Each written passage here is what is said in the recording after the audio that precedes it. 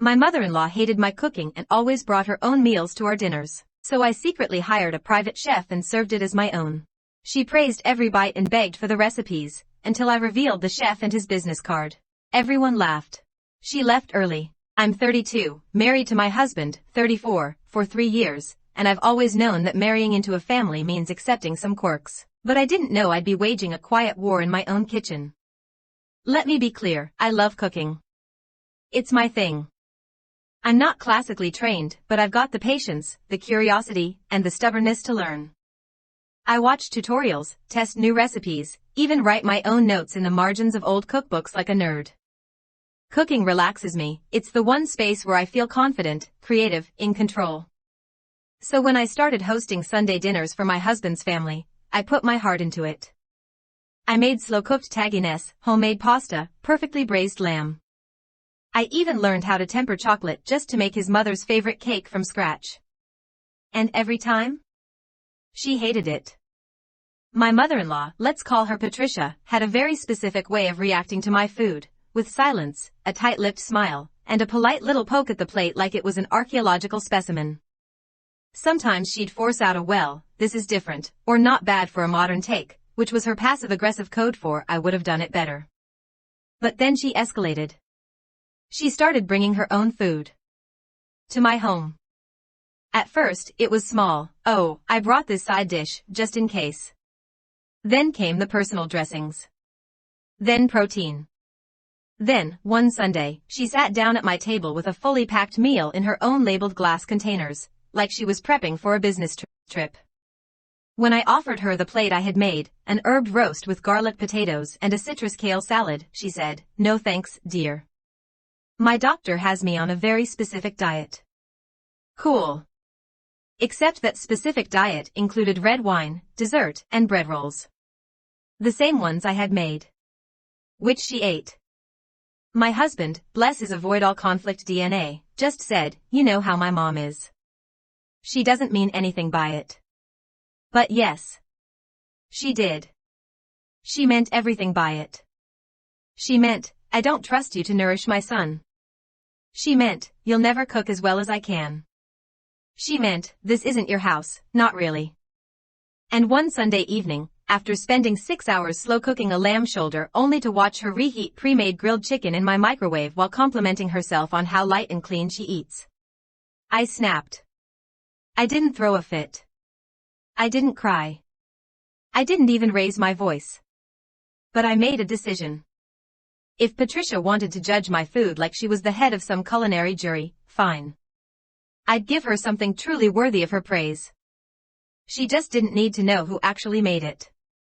After that last dinner, I spent a full evening replaying Patricia's voice in my head, the clink of her fork as she picked at my food, the way she complimented herself while side-eyeing my efforts. I didn't cry. I didn't vent.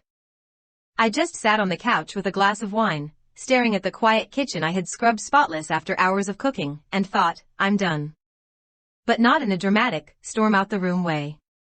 I was done playing fair. The next morning, I started making calls. I remembered this guy a friend had hired for an anniversary dinner, a private chef who did small, in-home events. Not flashy, just talented. Trained in Europe, known for his elegance and depth of flavor.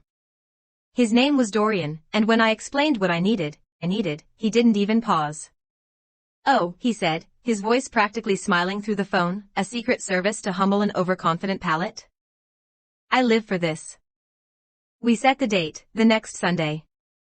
Patricia had already confirmed she'd be coming, which meant I had exactly 6 days to prepare, not food, but atmosphere. My job wasn't to cook. My job was to sell the illusion.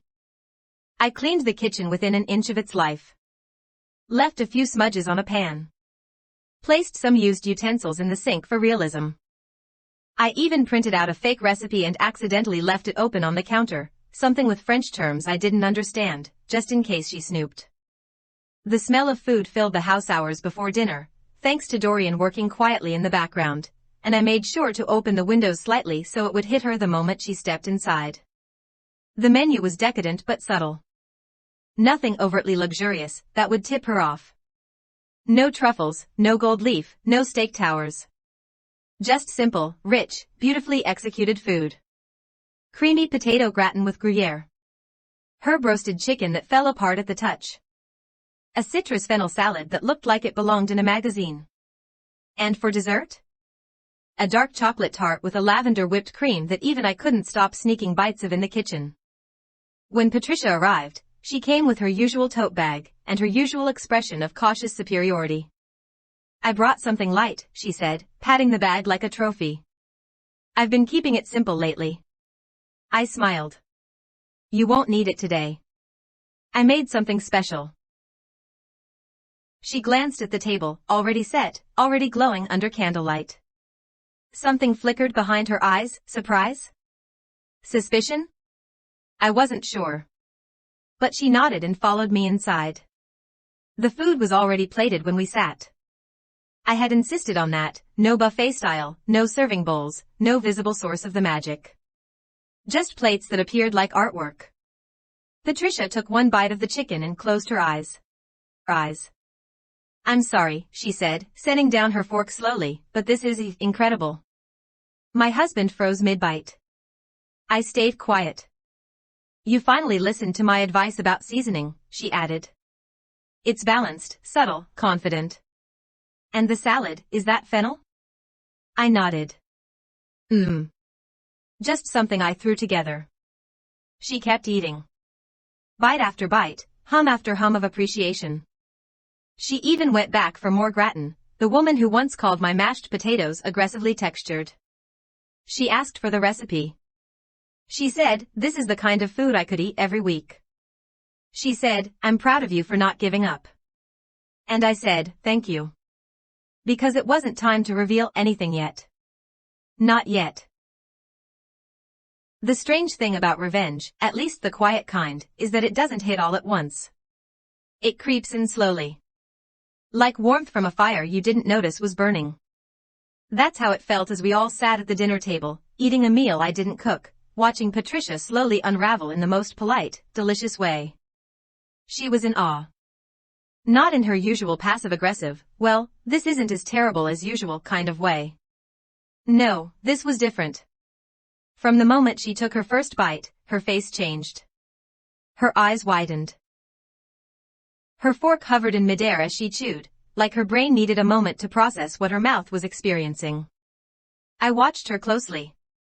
She didn't look at me the way she usually did, with that thinly veiled skepticism, that constant readiness to criticize. She looked impressed. Genuinely, thoroughly impressed. It was like someone had hit a switch. "This chicken," she murmured, placing her fork gently on the edge of the plate. "It's buttery, but not greasy. And the skin, crispy, but not dry. How did you do that?" I gave her the smallest smile. "I guess I'm getting better with technique." She nodded, slowly. Clearly. Then she took another bite, larger this time, and closed her eyes for just a second too long. My husband noticed. I could see him squinting at her across the table, like he couldn't quite believe what he was hearing. He looked at me, one brow raised, but I said nothing. Just gave him a soft shrug, like "I'm just as surprised as you are," and let him draw his own conclusions. The side dishes fared just as well. The potato gratin was practically melting on the plate, layers of soft golden slices bathed in creamy Gruyere with the tiniest kick of garlic and nutmeg.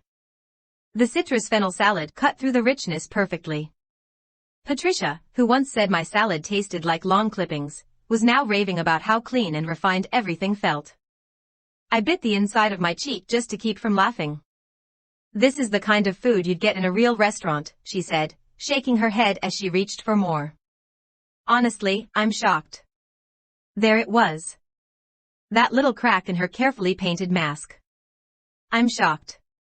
Not I'm impressed, not I'm proud of you, but shocked, because she had written me off so thoroughly that the idea of me improving was outside her imagination. I nodded politely. "Thanks. I've been trying new things." My sister-in-law chimed in, asking how I made the gratin so smooth. I gave a vague answer about slow bakes and high-fat cheese. Patricia interrupted to say that she once made something similar for her bridge group and they raved about it. And for a moment, I could see her trying to claw back some sense of superiority. trying to re-establish herself as the culinary authority in the room. But the food had already done what years of explaining couldn't. She had tasted her own irrelevance. And then came dessert. The chef, from the kitchen, handed me 2 pristine dark chocolate tarts, each topped with a silky lavender whipped cream piped in perfect spirals. I brought them to the table myself, placing one in front of Patricia. She looked at it like it was a piece of fine art. "I'm almost afraid to eat it," she said, laughing softly. "It's too pretty." She wasn't joking. When she finally took a bite, she made a small, involuntary sound. Not dramatic, just that little exhale people do when their brain registers something unexpectedly perfect. Her fork hovered mid-air for a moment, then went right back for another bite. And another. She didn't speak for the next few minutes. She didn't need to. When she finally looked up, her tone had changed completely. "This is the best thing you've ever made," she said. And for once, there was no sarcasm, no condescension, no sting. Just awe. Pure, stunned, egoless awe. "I can't believe how far you've come. I was honestly starting to think cooking just wasn't your gift, but this? This is extraordinary." She reached for her purse, and I kid you not, pulled out a small notepad. "Please," she said. "I need the recipe. Especially for this whipped cream." I stared at her for a moment. Not out of hesitation, but to let it sink in.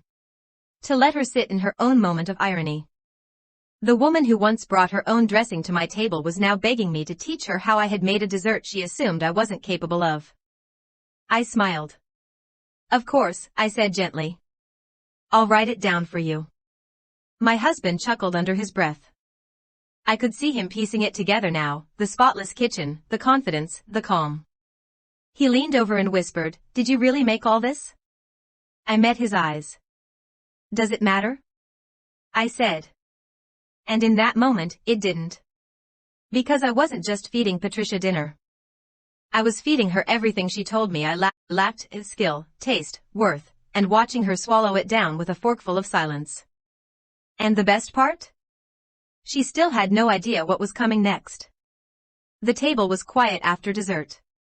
Not an awkward silence, more like a collective sigh. Everyone was full, content, slightly in awe. Patricia had complimented nearly every dish.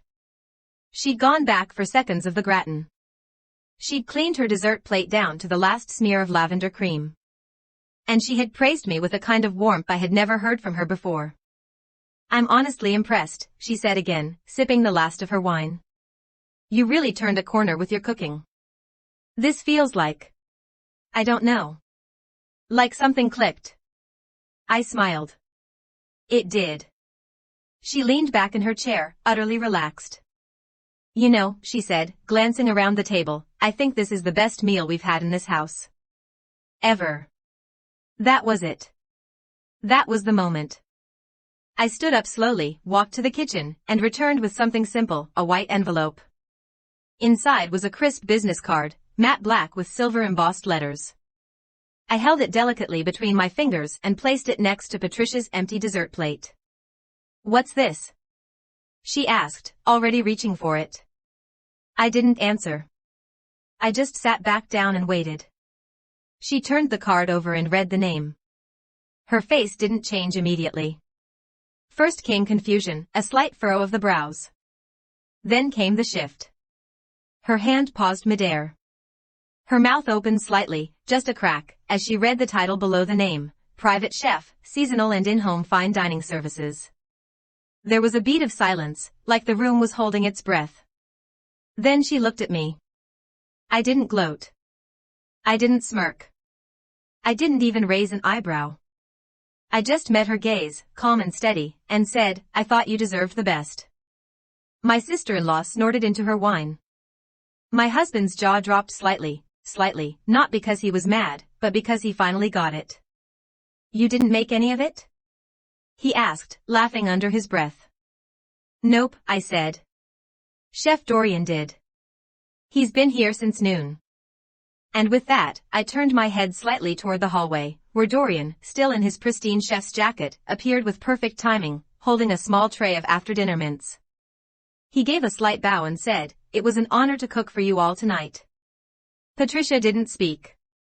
She just stared at him. Then stared at the card. Then back at me. Around the table, a slow wave of laughter began to rise. Not cruel, just the kind of laugh that comes when everyone realizes they've been part of a perfect performance. Even my brother-in-law, who usually stayed quiet, chuckled and said, "Damn. That's what you call flipping the script." Patricia set the card down like it was hot. Her face was locked somewhere between embarrassment and disbelief. "So, you lied?" she said finally, her voice thin. "I gave you exactly what you always asked for," I replied. "Excellent food. Beautifully seasoned. Not too salty. Not too bland. And no rosemary." More laughter. Someone clapped. Patricia didn't. She straightened her posture. Smoothed her napkin. Then, in the most restrained tone she could manage, she said, "Well, I suppose that explains the difference." Then she stood up, quietly gathered her bag, and excused herself early, again, just like she always did when the spotlight didn't belong to her. Only this time? She left with a full stomach and no ground to stand on. Patricia didn't speak to me for 3 full days after the dinner. No thank you, no comments, no clever remarks pretending she hadn't just been caught in a trap of her own making. For someone who usually sent 2 texts before breakfast, usually forwarding recipes I should try next time, her silence was deafening. And beautiful. Like stepping out into fresh snow after a storm. Everything was still. Everything was clean. Everything was mine again. I didn't expect an apology. That's not who she is.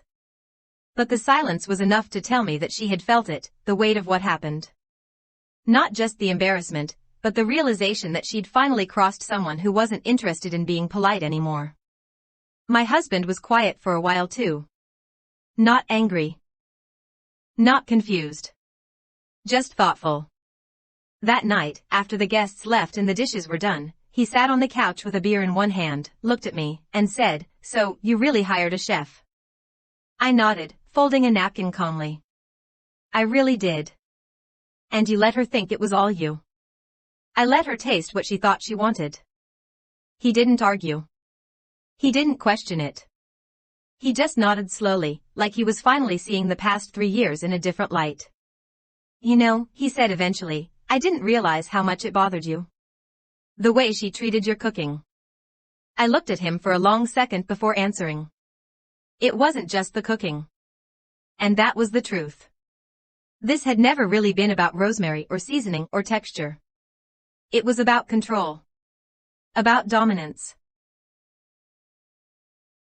About being in my home, at my table, and still feeling like I was performing for someone else's approval, an approval that was never going to come, because the goalposts were always going to move. That's how people like Patricia operate. Their power lies in making you question your worth, until you start serving them from a place of desperation instead of pride.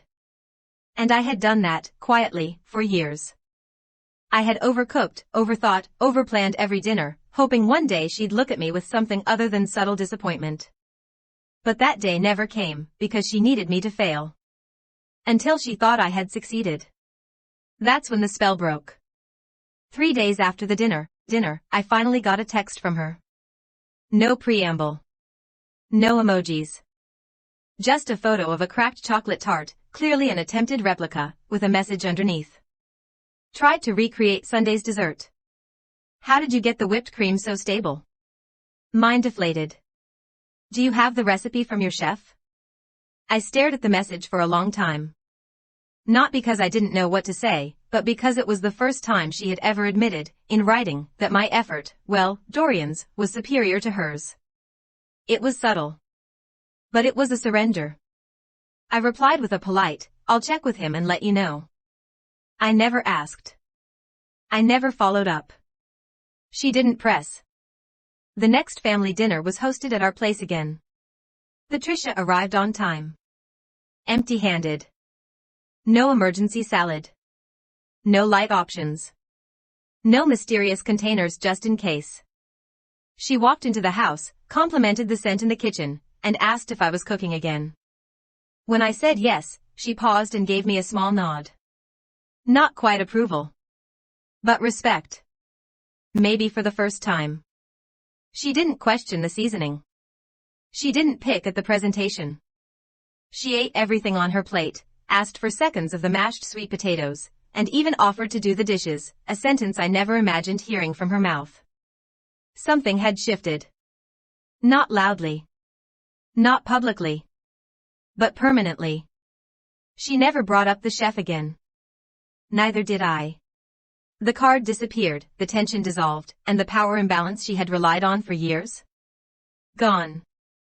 What surprised me most was how little I needed her approval once I stopped chasing it. I used to think if she just liked my cooking, we could get along. That if I could prove myself in the kitchen, I'd earn a place in her heart. But that night, watching her melt over food I didn't make, made me realize something far more important. I didn't need her to like me. I needed to like myself enough to stop letting her disrespect me. That's the win. That's the real revenge. Not the chef. Not the reveal. But the quiet confidence that comes from knowing you don't have to play small to keep someone else comfortable. So no, I didn't do it to humiliate her. I did it to remind myself that I don't owe anyone my silence in exchange for their approval. And next Sunday? I'm cooking again. But this time, I'm not cooking to prove anything. I'm cooking because I want to.